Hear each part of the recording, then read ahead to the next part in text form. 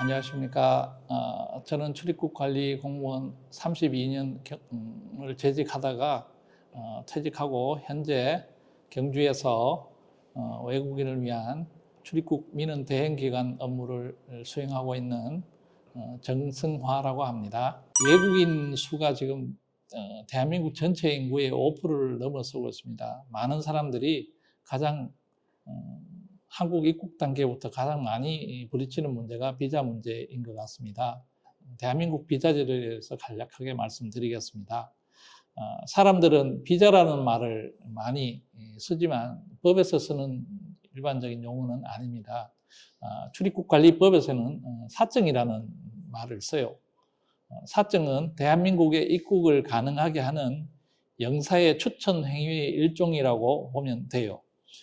이 말은 비자를 받았다고 해서 무조건 입국이 보장되지 않는다는 뜻입니다. 출입국관리법 제7조에는 외국인이 입국할 때는 유효한 여권과 법무부 장관이 발급한 사증을 가지고 있어야 한다고 되어 있고, 또 같은 법 제10조에는 대한민국에 입국하려는 외국인은 어느 하나의 체류 자격을 가져야 한다고 되어 있기 때문에 일반적으로 비자와 사증 같은 말이고, 그리고 체류 자격도 사실 같은 의미로 봐도 돼요.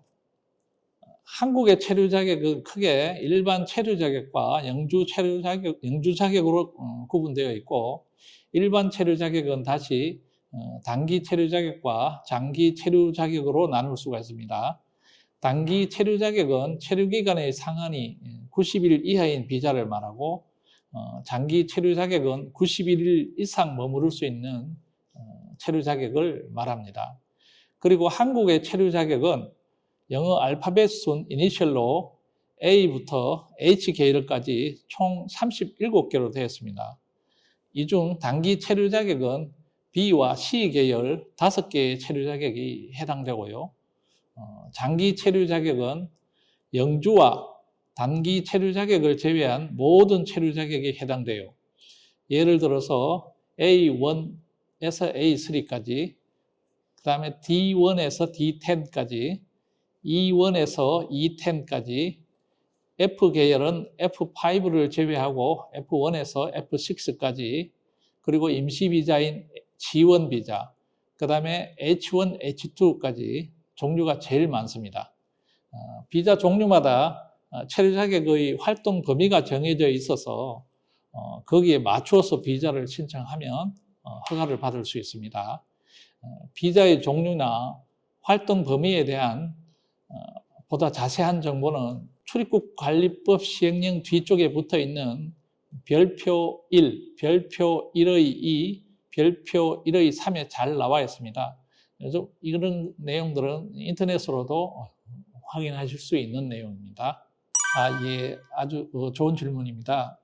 체류 기간의 상한이 90일 이하인 단기 비자, 여기에는 B1, B2의 B 계열과 C1, C3, C4 등 단기 체류 목적으로 입국하는 B, C 계열 비자를 제외하고, 아까 말씀드린 장기 체류 자격, 91일 이상 체류하는 장기 비자를 받아 입국한 외국인은 입국한 날로부터 90일 이내에 거주지에 관할 출입국관리사무소에 가서 외국인 등록증 ID를 신청해야 돼요. 이것은 의무사항으로 되어 있습니다. 만약 90일 이내에 외국인 등록 신청을 하지 않으면 벌금을 물게 됩니다. 또 법정 의무를 떠나서 개인적으로도 휴대폰 개설이나 통장 개설, 그 다음에 4대 보험 가입 신청 등을 위해서라도 외국인 등록은 되도록 빨리 하는 것이 필요합니다. 또 처음 외국인 등록증을 만들 때는 반드시 지문을 찍어야 되기 때문에 대리 신청이 안 되고 본인이 출입국관리사무소를 직접 방문해야 됩니다. 이때 거주지 입증 서류나 반명함판 사진, 그리고 등록 수수료 35,000원도 미리 준비해서 가면 빨리 좀 진행할 수가 있습니다. 혹시 필요한 서류가 일부 누락되더라도 보완이 가능하다면 신청하는데 큰 문제가 되지는 않습니다. 그 외에도 필요한 서류가 있는지 미리 챙겨보는 것도 중요한데요. 출입국에서는 외국인을 위한 종합 인터넷 포털 하이코리아 www.highkorea.go.kr 이 사이트와 전화번호 국번 없이 1345 종합 안내센터를 운영하고 있으니 필요할 때 이용하면 굉장한 도움이 될 수 있습니다. 모두 다국어로 안내하고 있으니 편하게 이용하실 수 있습니다. 예, 취업 비자를 받았다고 해서 아무 데서나 일을 하면 큰일 납니다. 이건 안 됩니다. 출입국관리법 제17조에는 외국인은 체류 자격과 체류 기간의 범위에서 대한민국에 체류할 수 있다라고 되어 있는데, 이는 외국인이 대한민국에 체류하려면 합당한 체류 자격을 반드시 가지고 있어야 하고, 또 자신에게 주어진 체류 기간을 넘겨서는 안 된다는 것을 뜻합니다. 그리고 그 다음 제18조에는 외국인이 대한민국에서 취업 활동을 하려면 취업 활동을 할 수 있는 체류 자격을 가져야 한다고 되어 있습니다. 취업 활동을 할 수 있는 체류 자격은 아까 비자에서 설명드린 E계열 비자, 즉 E1부터 E10까지 비자가 모두 해당되고, H계열 비자는 관광 취업과 방문 취업이 있는데 이 자격이 모두 취업 비자에 해당되고, 그 외에도 보다 자유롭게 취업 활동을 할 수 있는 F2 거주 비자, F4 재외 동포 비자, F5 영주 비자, F6 결혼 이민 비자, 이 체류 자격도 취업 활동을 할 수 있는 비자에 해당됩니다. 만약에 취업 활동을 할 수 없는 체류 자격을 가지고 일을 한다면 이는 불법 취업이 되고, 또 그를 고용한 사람은 불법 고용주가 되어 출입국관리법상 처벌을 받게 됩니다. 벌금이 500만 원 이상인 경우에는 체류 허가가 제한되어 출국을 해야 될 수도 있습니다. 또 출입국관리법에서는 취업 활동을 할 수 있는 체류 자격을 가진 외국인은 반드시 지정된 근무처에서만 근무하도록 되어 있습니다. 따라서 취업 비자를 받았다고 해서 아무 곳에서나 일을 하면 이 또한 불법 취업이 됩니다. 지정된 근무처가 아닌 다른 곳에서 일을 하려면 미리 출입국관리사무소에 가서 근무처 변경 허가 또는 근무처 추가 허가를 받아야 됩니다. 본인 책임이 아닌 회사의 사정으로 해고되거나 퇴직한 경우 등 특별한 사정이 있으면 출입국관리법에서도 근무처 변경 허가를 받을 수 있습니다. 예, 결론적으로 말씀드리면 이 사례에서 H는 불법 취업 행위에 해당됩니다. 인력 공급 용역업체에서 다수의 외국인들을 고용하여 파견 근로시키는 행위 자체가 출입국관리법 위반에 해당되기 때문입니다. 만약 H가 초청자인 A 업체와 고용 계약을 체결하고 거기에서 일을 하면서 급여를 받고 있다면 문제가 없을 수 있습니다. 아니면 B 업체에서 일을 하고자 한다면 B 업체가 직접 H를 고용하고 그에게 급여를 준다면 법 위반 문제가 발생하지 않습니다.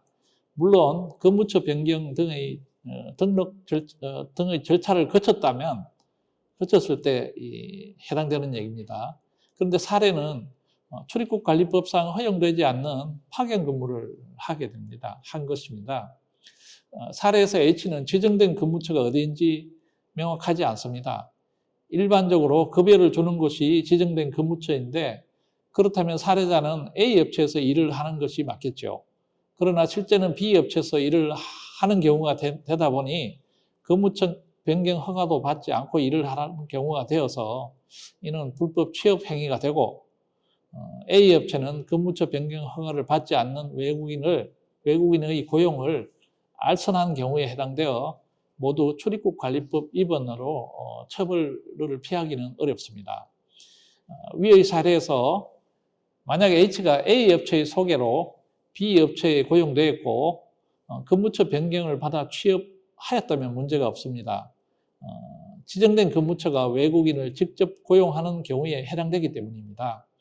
일선 현장에서 인력업체 소속으로 파견 근무하는 경우가 들어있는데 법적으로 문제가 있다는 점을 각별히 주의하실 필요가 있습니다.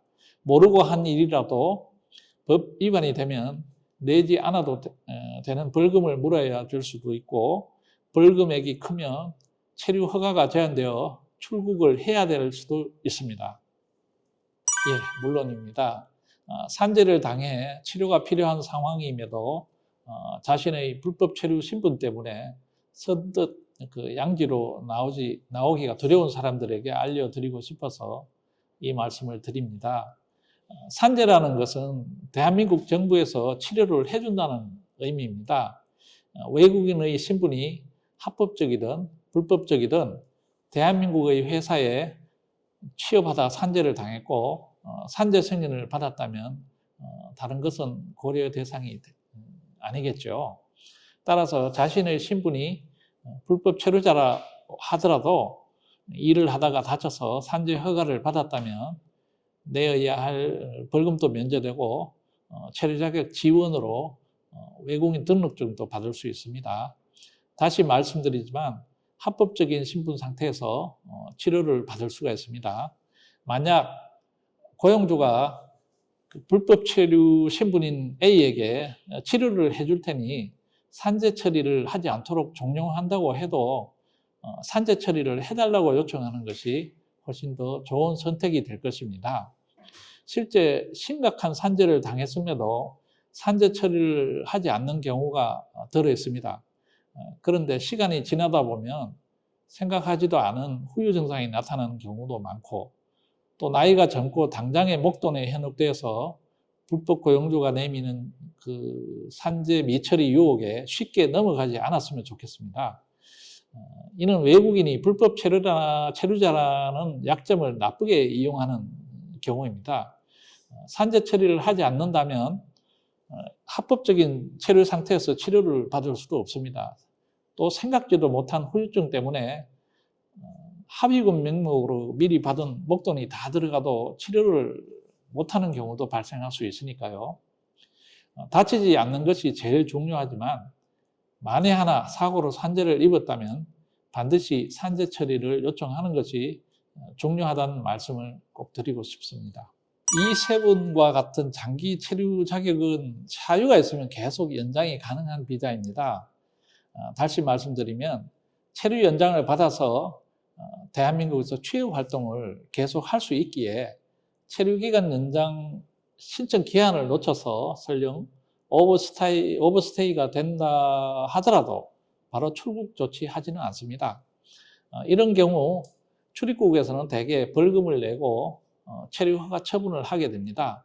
다만 불법 체류 기간이 길면 길수록 벌금 액수가 커진다는 점을 알아야 하고, 사례자 A가 체류 기간 만료 3개월이 넘었다면 벌금액이 약 200만 원에 이르기 때문에 체류 기간 연장 신청 시기를 놓치지 말아야 할 것입니다. 또 벌금 액수가 1회에 500만 원을 도과하게 되면 체류 허가 제한 대상에 포함되기 때문에 체류 기간 연장 시기는 꼭 주의를 하면서 신경을 써야 할 대목입니다. 또 참고로 체류 기간 연장 신청은 체류 기간 만료 4개월 전부터 가능하고, 또 각 출입국 관리사무소마다 방문 예약제를 전면 시행하고 있는데, 사실 방문 예약 적체가 2달 이상 밀려 있는 경우도 있으니 미리미리 신청을 준비하는 게 좋습니다. 방문 예약 제도에 대해서 잠깐 안내 말씀드리겠습니다. 예를 들어서 이런 경우가 있습니다. 하이코리아에서 방문 예약을 하려고 보니 나의 체류 기간 안에 예약 일자가 안 잡히는 경우가 들어 있습니다. 방문을 예약한 날에 출입국에 간다면 나의 체류 기간이 이미 지나버리는 경우입니다. 이거 어떡하죠? 벌금을 내야 할까요? 사실 이런 경우 체류 기간 도과 문제는 발생하지는 않습니다.